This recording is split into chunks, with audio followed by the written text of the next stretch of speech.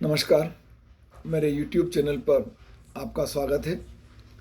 आज हम भारतीय समाज के आधार के अंतर्गत अरण्यक या जनजातीय वनजाति क्षेत्र में जो महत्वपूर्ण आधार हैं, उनके सामाजिक व्यवस्था के, उनके सामाजिक जीवन के, उनकी चर्चा करेंगे। और यह विषय समाजशास्त्र विषय के विद्यार्थियों के लिए बहुत उपयोगी है।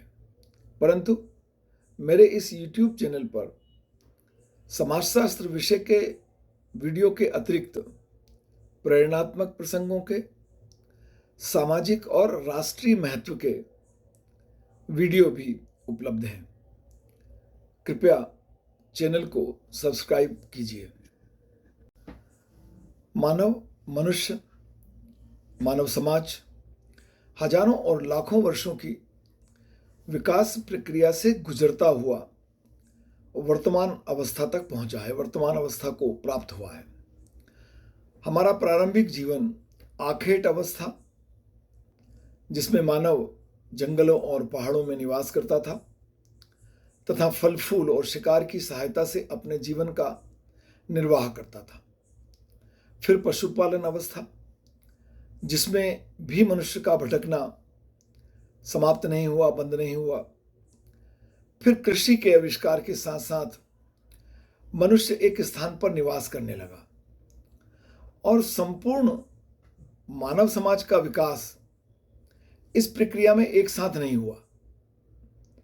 जब यह झुंड और अधिक विकसित हो गए तो इन झुंडों को वन्य जाति के नाम से संबोधित किया जाने लगा। अंग्रेजी के ट्राइब शब्द के लिए हिंदी में अनेक समानार्थी शब्द हैं जिनका प्रयोग किया जाता है। वन्य जाति, जनजाति, आदिवासी, वनवासी, आदिम जाति आदि अनेक शब्द। जनजातियां भारतीय समाज और संस्कृति की जीवंतता का प्रतीक हैं। यह हमारे विकास क्रम को सूचित करती हैं, यह हमें बताती हैं कि हम कहाँ से कहाँ तक पहुँचे हैं।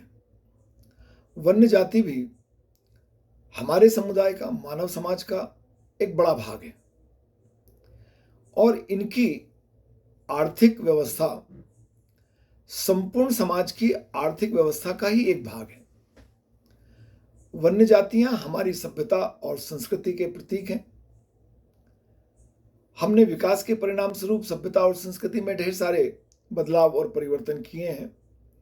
यह अब भी अपनी मूल संस्कृति से लगभग जुड़े हुए हैं। यदि हम वन्य जातियों की अर्थव्यवस्था की तुलना आधुनिक समाज व्यवस्था से, आधुनिक समाज की अर्थव्यवस्था से करें तो हमें ऐसा महसूस होता है कि इनकी अर्थव्यवस्था पिछड़ी हुई है, जबकि वास्तव में ऐसा नहीं है, क्योंकि इनका जीवन जिन क्षेत्र विशेष में सीमित है, पहाड़ी क्षेत्रों में, वहां यह अपनी कम आवश्यकताओं को पूरा करके संतुष्ट हैं। प्रकृति के माध्यम से अपनी आवश्यकताओं को पूरा करके संतुष्ट हैं। तो हम हमारी आर्थिक व्यवस्था से जब इनकी तुलना करते हैं, हमारी सामाजिक व्यवस्था से जब इनकी तुलना करते हैं, तो हमें पिछड़ापन लगता है, उनका पिछड़ापन लगता है। पर वास्तव में यह पिछड़ापन हमें उनके संदर्भ में समझने की कोशिश करनी चाहिए और तब हम पाते हैं कि हमारी संतुष्टि से अनेक गुना संतुष्टि अपने सामाजिक जीवन के प्रति, अपने आर्थिक जीवन के प्रति उनके पास है। हम उनको अब उनके जीवन में पाई जाने वाली विशेषताओं के माध्यम से समझने का प्रयास करेंगे। वन्य जाति, जनजाति, आदिवासी, वनवासी, आदिम जाति, हम इन्हें जिस भी नाम से संबोधित करें, इनकी प्रमुख विशेषताएं हैं कृषि की प्रधानता, वस्तु विनिमय व्यवस्था, प्रकृति पर आधारित, प्रकृति पर इनकी निर्भरता, संपत्ति का कम महत्व, अविकसित उद्योग, सामूहिकता, विशेषीकरण का अभाव, प्रथाओं पर आधारित जीवन और अविकसित प्रौद्योगिकी।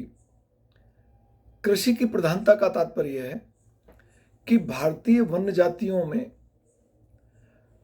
आज भी कृषि की प्रधानता पाई जाती है। कृषि पर इनका जीवन निर्भर है, प्रकृति पर इनका जीवन निर्भर है। आदिकाल में मानव का विकास शिकार व्यवस्था से होते हुए कृषि व्यवस्था तक आया और भारत की संपूर्ण वन्य जातियों में 3/4 जनजातियां, वन जातियां अपना जीवन कृषि के माध्यम से व्यतीत कर रही हैं। यह सच है कि उनकी कृषि करने की पद्धतियां आज भी प्राचीन हैं। वह प्राकृतिक ढंग से खेती करते हैं, कृषि करते हैं।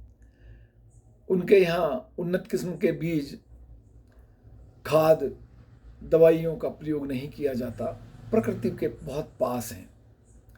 वन्य जातियों में कृषि की पद्धतियां में सबसे अधिक महत्व उनकी कृषि भूमि का है और वह उसके प्राकृतिक स्वरूप को बनाए रखना पसंद करते हैं। प्रायः संपूर्ण भारतवर्ष में उनके यहाँ यह व्यवस्था पाई जाती है। भारतवर्ष में लगभग 26 लाख वन्य जातियां झूम कृषि करती हैं। कुछ ऐसे प्रदेश भी हैं जहां यह समस्या अत्यंत गंभीर रूप से पाई जाती है। इनमें आंध्र प्रदेश, असम, बिहार, उड़ीसा, केंद्र शासित प्रदेश मणिपुर, त्रिपुरा और नागालैंड सम्मिलित है। पर यहाँ यह बात समझना बहुत आवश्यक है कि उनके जीवन में कृषि कार्य करने में आने वाली अनेक प्रकार की परेशानियां, असुविधाओं के बाद भी, कम फसल होने के बाद भी वह अपनी व्यवस्था से संतुष्ट हैं। दूसरी विशेषता है अदला बदली या वस्तु विनिमय व्यवस्था। इसका तात्पर्य यह है कि वहां के आर्थिक जीवन में आज भी मुद्रा का चलन बहुत सीमित मात्रा में है। स्वाभाविक है कि जब वह अपने क्षेत्र से निकलकर बाहर जाते हैं कभी, तो वस्तु विनिमय नहीं हो सकता, वहां मुद्रा की आवश्यकता होती है। बस केवल उतना ही उनके जीवन में मुद्रा का महत्व है। सामान्यतः वह अपनी आवश्यकताओं की पूर्ति वस्तु विनिमय के माध्यम से करते हैं। दो व्यक्तियों या दो परिवारों के मध्य इस प्रकार की अदला बदली पाई जाती है और इसलिए इन वन्य जातियों में मूल्य निर्धारण की भी कोई व्यवस्था नहीं है और ना ही इस प्रकार के कार्य के लिए इनके यहाँ कोई संस्था विकसित हुई है। यह अपने आवश्यकता के अनुसार एक वस्तु देकर दूसरी वस्तु प्राप्त कर लेते हैं और इनके क्षेत्र में जो व्यापारी पहुंच गए हैं वो व्यापारी भी लगभग इसी प्रकार से व्यापार करते हैं। हालांकि कई बार इस प्रक्रिया में उनका शोषण होता है। बाजार में जिस वस्तु का बहुत अधिक मूल्य होता है वह भी वस्तु विनिमय के माध्यम से इनसे बहुत कम मूल्य की दूसरी वस्तु को देकर प्राप्त कर ली जाती है। इनका सामाजिक जीवन, इनका पूरा जीवन प्रकृति पर आधारित है। इनकी केवल अर्थव्यवस्था ही प्रकृति पर आधारित नहीं है। अर्थव्यवस्था के साथ साथ इनके पानी के स्रोत भी प्राकृतिक हैं। कृषि भी इनकी प्रकृति पर आधारित है, प्रकृति के पानी पर आधारित है। अन्य प्राकृतिक दशाओं का इनके कृषि कार्य में बहुत कम महत्व है। यह अपनी जो खाद्य सामग्री है उस खाद्य सामग्री को भी जंगलों से, फल फूल के माध्यम से, पत्तियों के माध्यम से जड़ के माध्यम से प्राप्त कर लेते हैं। कह सकते हैं कि इनका सामाजिक जीवन, आर्थिक जीवन आज भी प्रकृति पर आधारित है और इसी कारण से इनके जीवन में संपत्ति का बहुत कम महत्व है, धन का बहुत कम महत्व है। संपत्ति को स्थान जरूर है, परंतु यह संपत्ति को बहुत अधिक महत्व प्रदान नहीं करते जितना महत्व संपत्ति का आधुनिक समाजों में है। यह कभी कभी सामान्यतः अस्थायी जीवन भी व्यतीत करते हैं और एक स्थान को छोड़कर दूसरे स्थान पर चले जाते हैं और इसके कारण इनका भूमि पर भी स्वामित्व सामान्यतः स्थायी नहीं रह पाता, स्थायी नहीं होता। कई बार ये भूमिहीन हो जाते हैं। जंगली जानवर और पशु इनकी संपत्ति हैं। सोना, चांदी और अन्य प्रकार की मूल्यवान वस्तुएं, यहां तक कि वस्त्र आदि का भी ये कोई बहुत अधिक संग्रह नहीं करते। सोना चांदी का तो संग्रह का प्रश्न ही नहीं उपस्थित होता। वस्त्र भी इनके पास बहुत सीमित मात्रा में होते हैं। जब इनका जीवन इस प्रकार का है तो हम इनके यहां उद्योगों की तो कल्पना कर नहीं सकते, पर इनके किन्हीं क्षेत्रों में औद्योगिक विकास के परिणाम स्वरूप औद्योगिक इकाइयों की स्थापना अगर हो गई है तो वहां इनको काम मिल जाता है। सामान्यतः वन्य जातियों के क्षेत्र में उद्योगों का कोई महत्वपूर्ण स्थान नहीं है। अनेक वन्य जातियां ऐसी हैं जो अपने जीविकोपार्जन के लिए उद्योगों के अनुसार कार्य करती हैं, संपादन करती हैं, परंतु इनके उद्योगों की यह मौलिक विशेषता है कि उनका स्वरूप आदिम है, परंपरागत है, अविकसित है। यह सच है कि अब अनेक वन्य जातियों ने या उन वन्य जातियों के कुछ सीमित व्यक्तियों ने अपने क्षेत्र में उद्योगों की स्थापना की है और इस प्रकार के उद्योग में वह अपने क्षेत्र में काम करने वाले लोगों को ही, वन्य जाति के लोगों को ही अवसर प्रदान करते हैं। परंतु कभी कभी यह भी देखने में आता है कि अधिक लाभ लालच प्राप्त करने के कारण, अधिक लाभ की अपेक्षा के कारण जो उन वन्य जातियों के लोग भी समझदार हो गए हैं वे उनका शोषण करते हैं। उनको कम वेतन प्रदान किया जाता है, कम सुविधाएं प्रदान की जाती हैं। वन्य जातियों की एक मौलिक विशेषता है उनमें पाई जाने वाली सामूहिकता की भावना। उनका सामूहिक जीवन अत्यंत ही दृढ़ है और इसका कारण यह है कि ये घोर जंगलों में निवास करते हैं, पहाड़ों में निवास करते हैं, जंगली और हिंसक पशुओं और अनेक प्रकार की प्राकृतिक विपदाओं से घिरे रहते हैं और इस सब के कारण इनके जीवन में सुरक्षा का बहुत अधिक महत्व होता है। सुरक्षा के साथ ही अनेक प्रकार के आर्थिक कार्य ऐसे होते हैं जिन्हें कोई व्यक्ति अकेला नहीं कर सकता। उस प्रकार के कार्य को पूरा करने के लिए अन्य प्रकार के अन्य व्यक्तियों के सहयोग की आवश्यकता होती है। शिकार करना, मछली मारना, खेती करना, इससे संबंधित कार्य हैं और इस सहयोग की भावना के कारण कि हम एक दूसरे के साथ मिलकर ही अपनी आवश्यकताओं को पूरा कर सकते हैं, वन्य जातियों में सामूहिक अर्थव्यवस्था देखने में आती है। उनमें सामूहिकता की भावना की प्रगाढ़ता देखने में आती है। वन्य जातियों में किसी भी प्रकार का विशेषीकरण देखने में नहीं आता। ये जिस प्रकार की आर्थिक क्रियाएं करते हैं, इन आर्थिक क्रियाओं को करने का इनका उद्देश्य आर्थिक लाभ प्राप्त करना नहीं होता, बल्कि सामान्य जीवन यापन करना होता है। और इसका परिणाम यह होता है कि वन्य जातियों की आर्थिक क्रियाओं में श्रम विभाजन और विशेषीकरण का अभाव पाया जाता है। इनकी सभी प्रकार की आर्थिक क्रियाएं सामूहिक आधार पर संचालित की जाती हैं, जिसकी चर्चा इसके पहले भी हमने की, जैसे शिकार करना, खेती करना, मछली मारना, सब सम्मिलित है। और एक विशेष बात यह है कि इन प्रकार की क्रियाओं में परिवार समाज के समूह के स्त्री और पुरुष दोनों समान रूप से कार्य करते हैं।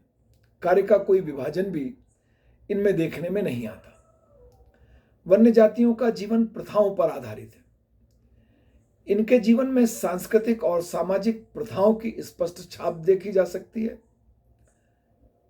सामाजिक जीवन में प्रथाएं और परंपराएं बहुत महत्वपूर्ण होती हैं। यह अपनी आर्थिक प्रकार की क्रियाओं का संचालन भी प्रथाओं के माध्यम से करते हैं और इसलिए इनकी आर्थिक क्रियाओं में भी सामाजिक क्रियाओं के साथ साथ देवी देवताओं, प्रथाओं और परंपराओं को स्पष्ट रूप से देखा और समझा जा सकता है। इन प्रकार के निवासियों की, इन क्षेत्र में रहने वाले लोगों की, वन्य जातियों की जो कार्य करने की प्रौद्योगिकी है वो भी बहुत अविकसित होती है। इनमें विकसित प्रौद्योगिकी का पूरी तरह अभाव पाया जाता है। उनका प्रौद्योगिकी का स्वरूप अत्यंत अविकसित है। इनके उत्पादन और रहन सहन की जो पद्धतियां हैं वह प्राचीन है, परंतु वह अपनी उन प्राचीन पद्धतियों से पूरी तरह संतुष्ट है। उनके यहां आधुनिक यंत्रों का पूरी तरह अभाव है, चाहे कृषि का कार्य हो, चाहे अन्य प्रकार की आर्थिक गतिविधियां हों। वह अपने यहां जो सामान्य प्रकार के छोटे उद्योग धंधों का संचालन करते हैं, उनसे संबंधित जो नवीन वैज्ञानिक प्रगति हो गई है उससे वह अनजान है। हम कह सकते हैं इस सब के माध्यम से कि वन्य जातियां, जनजातियां, आदिम जातियां वह मानव समूह है जो जंगलों और पहाड़ों में निवास करती हैं। हम मानते हैं, हम महसूस करते हैं कि वह अविकसित है, क्योंकि हम विकास को समझते हैं। हमने विकास के बहुत सारे लाभों को प्राप्त किया है, पर हम असंतुष्ट भी हैं और वह अपने सामाजिक जीवन में पूरी तरह संतुष्ट हैं, क्योंकि उनकी इच्छाओं की पूर्ति उनके अपने प्राकृतिक पर्यावरण से हो जाती है और उससे ज्यादा उनको चाहिए ही नहीं। और यह संतुष्टि ही हमारे जीवन में बहुत महत्वपूर्ण स्थान रखती है। मेरे विश्वास है कि भारतीय समाज में वन्य जातियों से संबंधित यह वीडियो आपके लिए उपयोगी होगा। मैं आपसे अपने चैनल को सब्सक्राइब करने का और वीडियो पर कमेंट भेजने का अनुरोध करता हूं। आपका बहुत धन्यवाद।